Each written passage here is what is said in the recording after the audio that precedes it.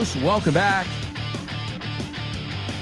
Welcome back to this, the fourth and final part of today's show with no name. Thank you so much for joining us today and every day, amigos.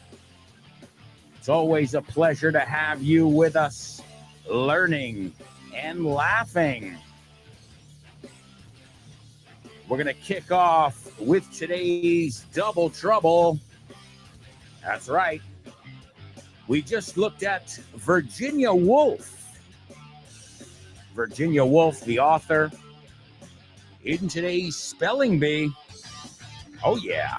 Lots to cover, folks.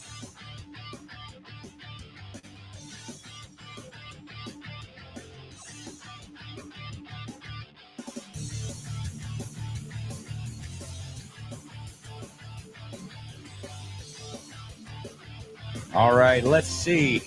Let's see today's Double Trouble. Is it a tough one? No. This is a really easy one. You know how I know? Because we just looked at it recently. Very recently, this was a part of our current events. Actualidad. So it came up. Surgió.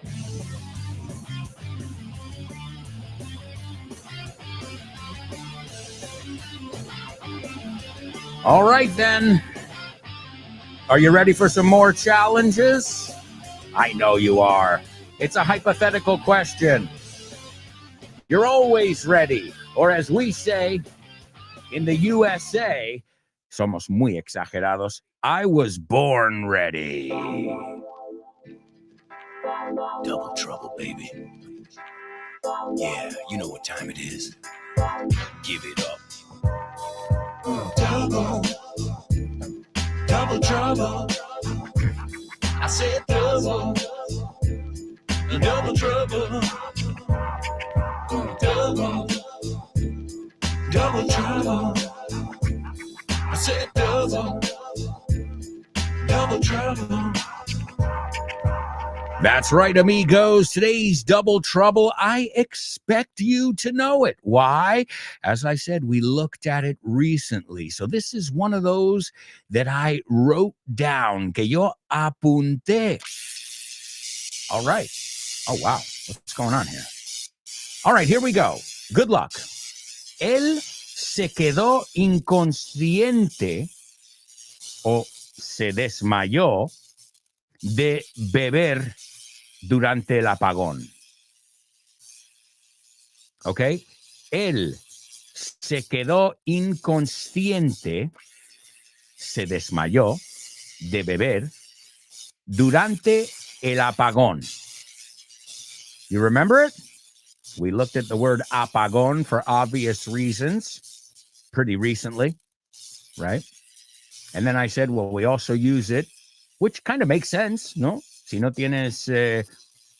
ves nada, if everything's dark, looking at the word, whether we're talking about the lights or whether you passed out, there's another way to say desmayar. So you can say to faint or to pass out.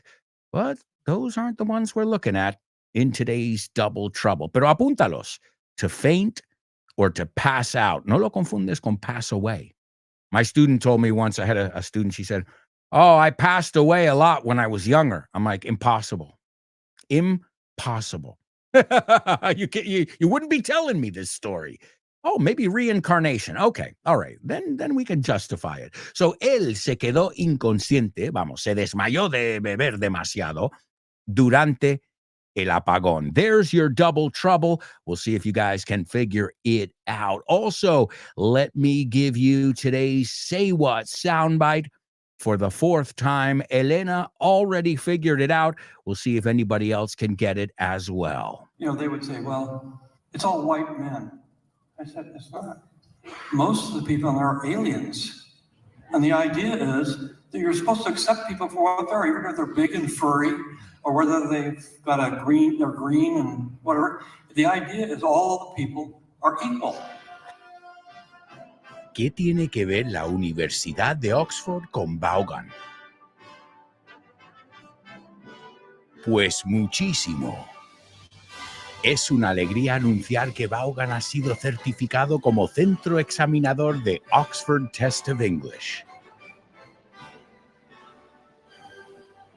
A partir del próximo mes de marzo 2023, podrás hacer los exámenes de Oxford Test of English en los centros de Vaughan.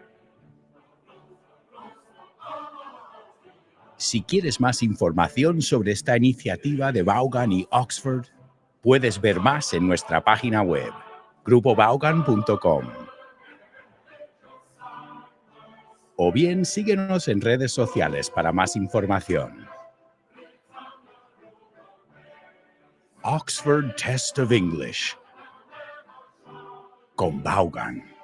Brilliant! That's right, it is the Oxford Test of English, and you can get it done at any of our centers in Madrid, Barcelona, Bilbao, Vigo, Valladolid, Valencia, Santander, or Zaragoza. All right, let's see if anybody got today's double trouble over here. Let's see. German says he suffered a blackout after drinking during, con G, the blackout. You got it. He suffered a blackout. It's not the most natural way to say it. Right? He suffered, padeció de, right? Okay, not bad. It's correct, except for that G. He experienced, me gusta. German's like, I'm not done. He experienced a blackout during the blackout. Ahora sí que me estás liando, tío. After, during? Oh, my God. Hang on, German. ¿En qué hemos quedado aquí? Oh, my goodness. After or during? No me acuerdo lo que dije yo. A ver. Durante. So during. All right. Well, my answer is he got blackout drunk during the blackout. Or he blacked out during the blackout. O sea, acuérdate, en inglés simplificamos siempre. Si no hay que poner otro verbo, vamos con blackout. No siempre funciona así. But he blacked out. La forma más fácil, he blacked out during the blackout. Y no te complicas más ahí, right? Or he had a blackout. He got blackout drunk. También lo podemos usar así como adjetivo, right? So let's see. Anybody else? Cristina says, he passed out from drinking during the blackout. Well, you use the word out twice.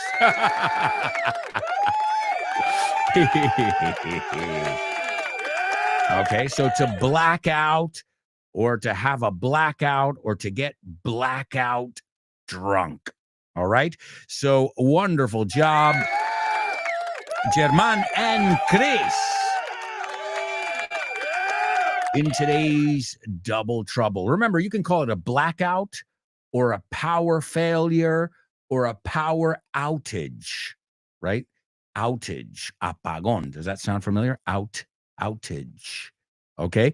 Also, let's go over our words really quickly in our spelling bee. The reason I chose these is because today in 1925, Mrs. Dalloway,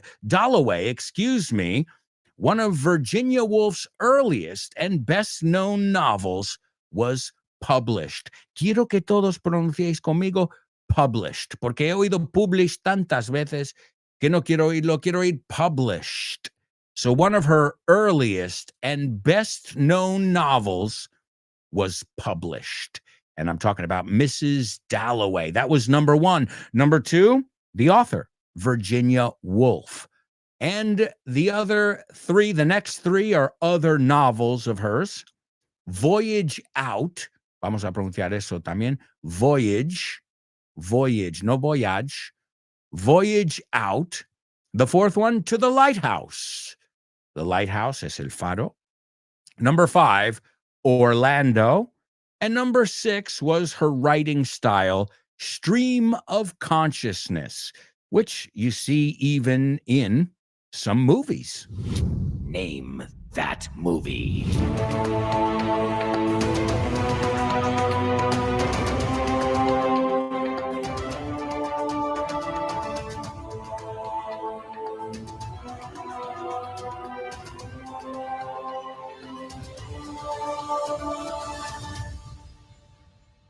That's right, amigos. It's Name That Movie here on the show with no name. All right, let's see if you guys recognize today's movie.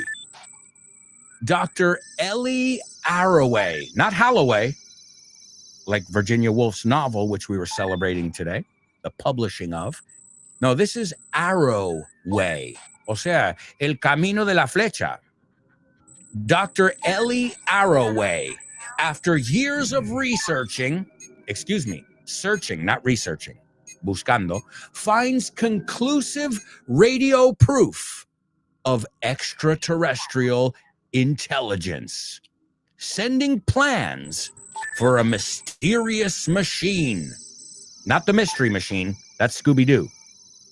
Mysterious machine. Does this premise sound familiar? This plot? Dr. Ellie Arroway, after years of searching, finds conclusive radio proof. Prueba, right? Careful with that word, because the verb is to prove. I'm going to prove you wrong. I have the proof, sustantivo. So prove, P-R-O-V-E, verbo, perdona, y sustantivo, P-R-O-O-F. Okay, y muchas veces no se emplea con ese. Tengo pruebas. I have proof. We don't say proofs. Okay? And ladies and gentlemen, she is out of this world. You know who she is. Your movie queen, Chris Valrol. The movie is called Contact. That's right. It's a movie called Contact. And, well, it has to do with what you just heard about extraterrestrials. It came out in 1997, and it stars Jodie Foster, Matthew McConaughey, and Tom Skerritt. All right. Now, the director is probably one of my favorite directors in the world. And Chris, you read my mind. Another great director. Oh, yeah. We're talking about Robert Zemeckis, or as they call him, Bob. Yo cada vez que veo los behind the scenes, dicen, Bob wanted to do it this way. O sea, entre ellos no le llaman Robert, ¿eh? Y como yo soy amigo de sus películas, I call him Bob too. Bob Zemeckis. Now, you might recognize the name from the beginning of some of the greatest movies ever. I'm talking about Back to the Future. I'm talking about Forrest Gump. So he wrote Back to the Future. Look, imagine that, saying, I wrote Back to the Future. Okay, you're an idol. Especially now where movies are sucky. Okay. Also, Forrest Gump, talk about a movie that just did everything. And obviously, this movie, Contact, which he directed and produced. So he's a producer, writer, and director. We're talking about Bob Zemeckis, or Robert Zemeckis, as he's known professionally, Robert Zemeckis. Let's take a look at the scene from this movie, Contact. All right. S.R. Hayden says over a video feed from the Mir space station. Okay, a video feed es una conexión de video con la estación Mir espacial, right? The Mir space station. And S.R. Hayden says, I want to show you something. I want to. And he shows the satellite feed to Ellie. Le enseña las imágenes de video que están recibiendo. And S.R. Hayden says, Hokkaido Island. Hokkaido Island. Acuérdate, no es Iceland, sino island. And Ellie says, the systems integration site. And S.R. Hayden says, look closer. Examínalo más de cerca. Look closer.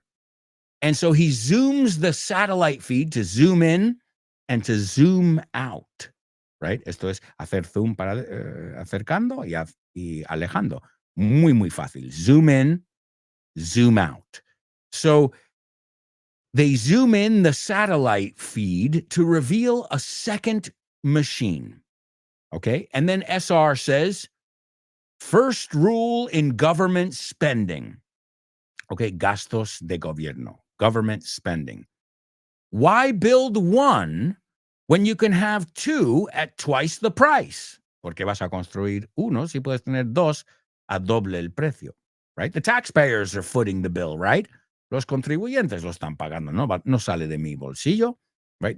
As we were talking about politicians and their real goal. And he says, only this one can be kept secret. Controlled by Americans, built by Japanese subcontractors, right? Externos, subcontractors, who also happen to be, da la casualidad que sean, recently acquired, adquirido, wholly owned. Wholly es completamente, totalmente. O sea, son dueños totales. Wholly owned subsidiaries. Okay, I think you know that word from business. It's a pretty universal word. And then Ellie says, of Hayden Industries. And S.R. Hayden says, they still want an American to go, doctor. Siguen queriendo que les acompaña un americano, doctora. And he says, want to take a ride? ¿Quieres dar una vuelta al espacio? So there you go. And you know what? Matthew McConaughey, what is it with him and space movies? Interstellar as well, you know? Well, either way, folks, the movie is Contact. Great job, Chris Valrol. And folks, we have got to move on because we've got so much to do. So it's time for your joking. Thank you. Thank you. Okay, what did the guy say when he walked into the bar? Ouch. Ouch. You get it? Ouch. He walked into the bar. You're joking. That's right, amigos. You're joking here on the show with no name. All right, let's start out with our first joke here. What do you call a horse that lives next door? What do you call a horse that lives next door? Que vive al lado. Easy. Neighbor.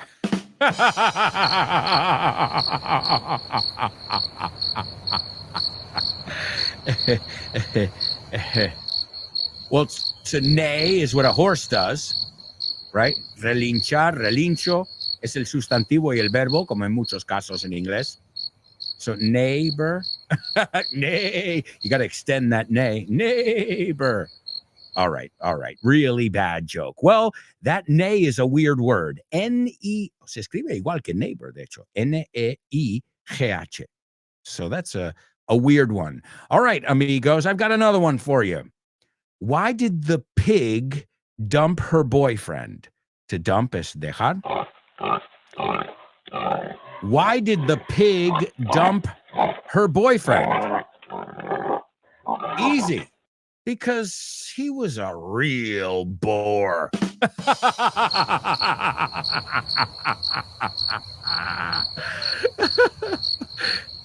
No, he was a real bore.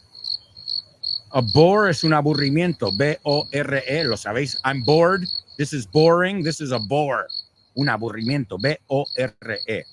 But also B-O-A-R is another way of saying a wild pig. Un cerdo macho, un jabalí. Boar, B-O-A-R. So you get it now? It's a good one, I think. Why did the pig dump her boyfriend? Because he was a real bore. Okay, last one, I promise. Why do cows have hooves instead of feet? Y aquí lo sabéis por el contexto, right? Hooves are cow's feet, but they're not called cow's feet. They're called, one is a hoof, which it's the same word we use for horses, a hoof, but plural is hooves. So why do cows have hooves instead of feet? Because they lack toes. They lack toes. They lactosa.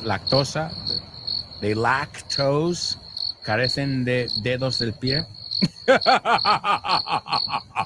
Guys, please, please don't be intolerant with my jokes. Okay. All right. We'll move on. It's time for famous birthday trivia.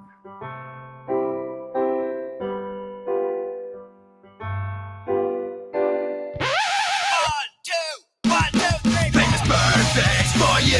Famous birthdays for me. Famous birthdays for everyone on the show with no name. Birthdays for him. Famous birthdays for her. Famous birthdays for everyone on the show with no name. All right, amigos, here we go. This is your famous birthday trivia. The first person was born today in 1952. One of the greatest directors, screenwriters, and producers ever. Back to the Future? Yeah, he directed the Back to the Future trilogy. Also, he started his career with films such as Romancing the Stone, otro peliculón. He did Who Framed Roger Rabbit, Forrest Gump, and so many others as well. And Contact, which was today's Name That Movie. I just said his name moments ago. Number 2, this guy was born in 1936 today, and he was an American singer, songwriter, and actor. And some of his songs, Splish Splash, I Was Taking a Bath, Long About a Saturday Night. Also, Dream Lover. I mean, this guy, Beyond the Sea, Mac the Knife. I mean, these are essentials, timeless essentials. All right, that is number 2. And last but not least, an American director, producer, and screenwriter. He created Star Wars and Indiana Jones. Should I say any more? He created Star Wars and Indiana Jones. There you go. Okay. So, I mean, there's only one guy who did that. There are other people who worked with him, but there's one guy. Then he sold it to Disney, and that's a whole different story. That's another ball of wax, right? Harina de otro costal. All right, well, let me give them to you, because if not, we are going to run out of time. Number 1, Robert Zemeckis. As his friends call him, Bobby. Chris, you got it. But number 2, so Bobby Zemeckis, Bobby Darin, George Lucas, and Laura. Awesome job, Chris Valrol. And that's going to bring us over to our Say What soundbite. This is George Lucas, and he's talking about when people asked him why there aren't a lot of black characters in the original Star Wars movies. You know, the virtue signalers, los que dicen, ¿por qué no lo has hecho así? Yo lo hubiese hecho así. We call these virtue signalers. Los que dicen, mira lo que yo hago, mira, y mira que mal lo haces tú y todos los demás, right? So when they asked him, they said, well, why aren't there a lot of black people in Star Wars? Again, we're talking about the first 3 movies. And he was saying, they would say, well, it's all white men. Es todo hombres blancos. And I said, it's not. Most of the people are aliens. Dice, la mayoría son aliens, no son ni humanos. And he goes, and the idea is you're supposed to accept people for what they are, even if they're big and furry. Chewbacca, Chewie, right? Tienes que aceptar, da igual si es un animal con mucho pelo, big and furry, or whether or not they're green or whatever. Yoda, right? I told you, listen to that color he was giving you. He's saying they're not black or white, they're aliens. they're not from this planet. So he goes, whether or not they're green or whatever, the idea is that all the people are equal. So here he is, George Lucas. You know, they would say, well, it's all white men. I said, it's not. Most of the people are aliens. And the idea is that you're supposed to accept people for what they are, even if they're big and furry, or whether they've got they're green and whatever. The idea is all the people are equal. Wonderful job, everybody, in today's show with no name. And today we're going to take a look at Bobby Darin. Call me irresponsible, call me unreliable. If you want to practice adjectives, this is your song. Thank you so much, amigos. Sing along with me. call me. irresponsible. You call me. Unreliable. Throw in.